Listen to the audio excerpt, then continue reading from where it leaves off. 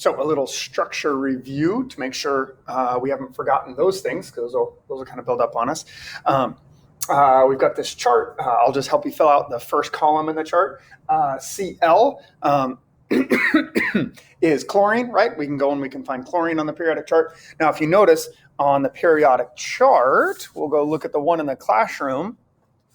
On the periodic chart, the mass for chlorine is listed at 35.450, right? On your chart, if you've got one of the salmon, whatever color periodic charts, 35.45. But this says 35. This is a specific isotope, right? This is isotope notation.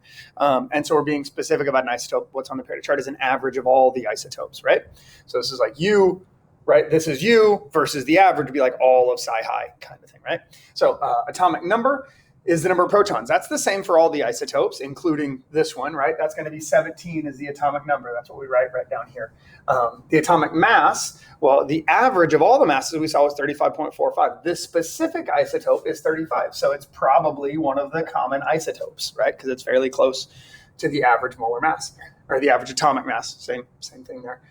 So protons is the same as the atomic number. The neutrons, right? You remember how to get neutrons? Which things had mass, right? Protons and neutrons have mass. So if I got an atomic mass of 35, if I wanted the protons, right? Protons, that doesn't look like protons. Protons plus neutrons equals mass.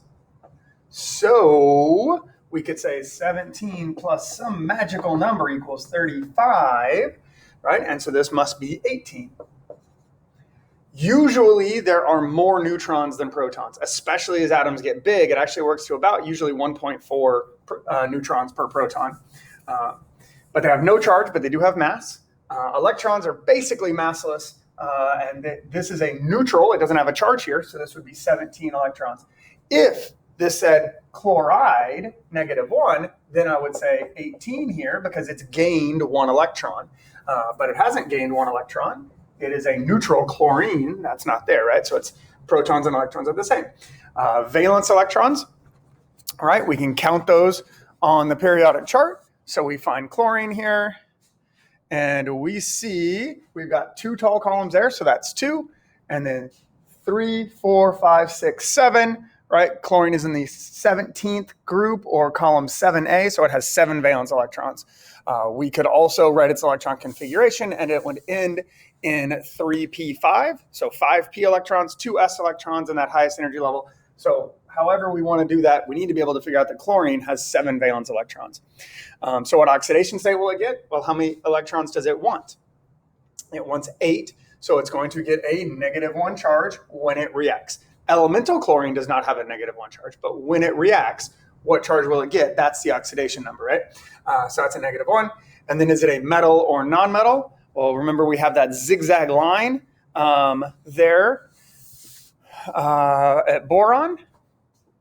So we see that zigzag line. Everything either side of the zigzag line is a metalloid, except for aluminum, right? You know aluminum's just a metal. But everything else is a metalloid that's right on that zigzag line. To the left, those are all metals. To the right, those are non-metals. So chlorine is over here with the non-metals.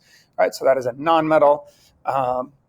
And that's about that. Right, so non-metal properties then, right? So it would be brittle. It's actually a gas at room temperature, but if you cool it off, its solid crystal would be brittle. It would probably not be overly shiny. It would not conduct electricity. It would not conduct heat very well, all that kind of stuff. It's a gas at room temperature, so we don't worry about that kind of stuff as much. But if we cooled it off, those would be its properties.